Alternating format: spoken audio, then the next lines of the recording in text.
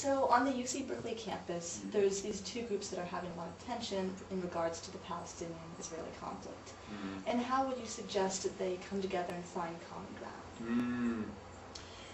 Well, that's a very important question, Amelia, because this is a microcosm of probably the most polarizing conflict in the world. And I've always thought that one of the great things about a university is that it is kind of a laboratory. You solve problems there under circumstances which are more manageable.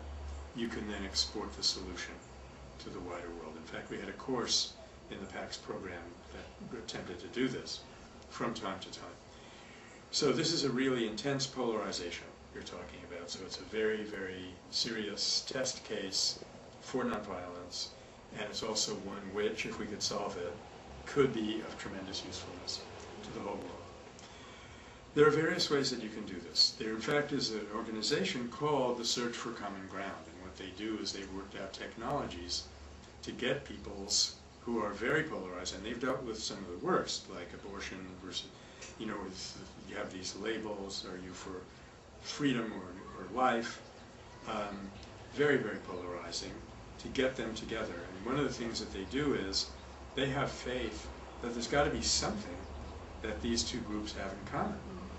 Like, they both would really rather have peace than war. They may differ about the proportion of who should be on which land, but they would both prefer that the killing would stop. So you get them to acknowledge that and use that as, let's say, like a beachhead or a base camp on a mountain, you know, and then you just kind of add a little, would you be willing to give this? Would you be willing to give that? And soon you get them to a position where they can actually reach a negotiated agreement. So that's one technology. Then there are other technologies that focus on the feelings of the individual. And I think both are equally important. If you can get Group A to express respect for Group B, it's like magic. You would not believe it. Like 99 times out of 100, the real issue is people feel disrespected by the other party. And they won't go anywhere near talking to them until that's taken care of.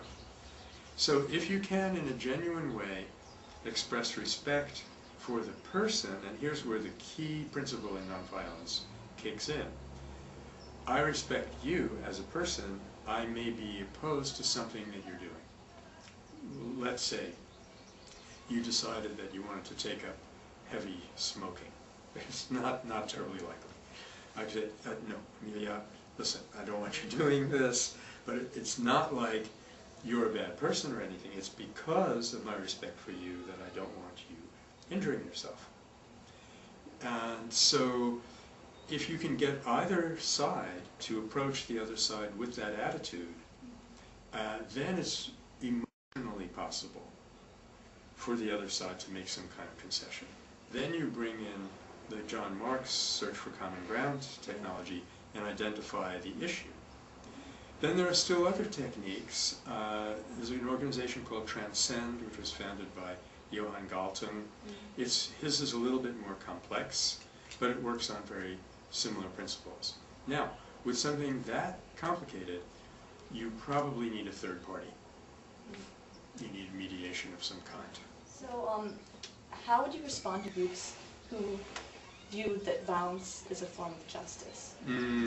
Like you mean Palestinian groups or Israeli groups who say, you know, they hurt us, so it's only just if we hurt them in return.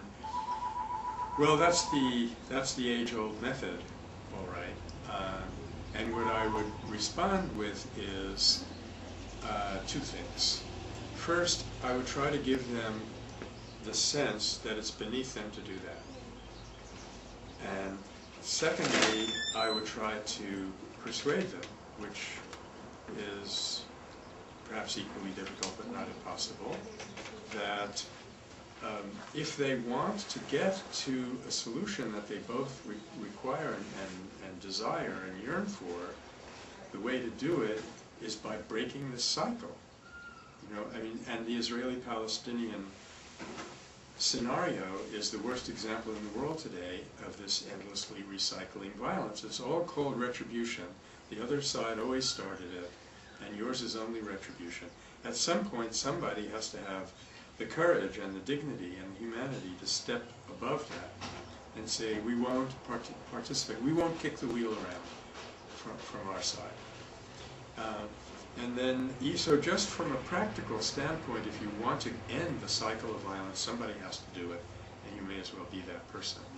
But in a deeper sense, in terms of, you know, reconciliation and human unity and harmony, I think one thing that we can document today, which used to just be a notion, but now we have a lot of scientific research that backs this up, that if I were to hurt another person, in the act of doing that, I'm hurting myself.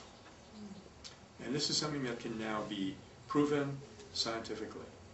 So, however you approach it, trying to injure another as a means of revenge, justice, it doesn't work except in this narrowest old-fashioned paradigm that it's you against me, and if you suffer, I win.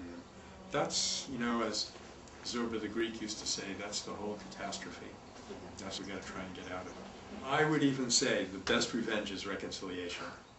Martin Luther King said, I will never be brought so low, I will never let anyone bring me down so low as to make me hate him.